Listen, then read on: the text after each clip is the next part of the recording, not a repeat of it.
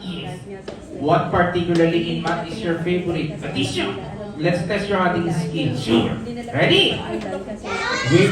We will ask the kids first. Kids, 1 plus 1.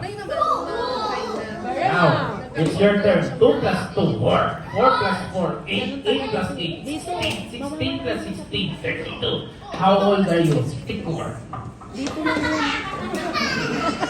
I said, how old are you? 108. What is your name? 286. What is your weight? 112. Because I'm a gorilla. Oh, gorilla? No, not the only you. If your math teacher is not around, what are you doing? Eating bananas. Can we talk about food? Yes, of course. What is your favorite food aside from banana? Chicken. You eat chicken? Yes. If your favorite food is chicken, what is your favorite animal? Chicken. Chicken also? Yes. Okay. Now, if your favorite animal is chicken, name me an animal with 2 legs.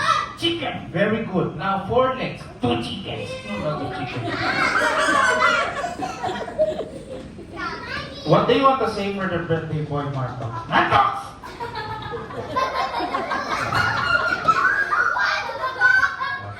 Marcos, look at me.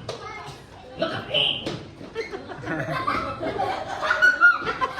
What do you want to say?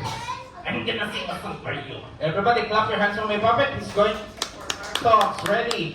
1, sing a birthday song. Okay. Ready? 1, 2, 3, and sing. A, B, C, D.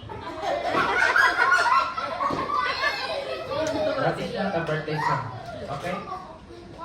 Sing a birthday song. Happy New Year.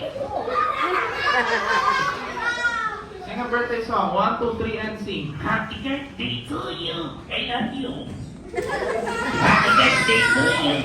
Happy birthday, happy birthday. Look at the gorilla. Happy birthday, Narto. Clap your hands for my puppet.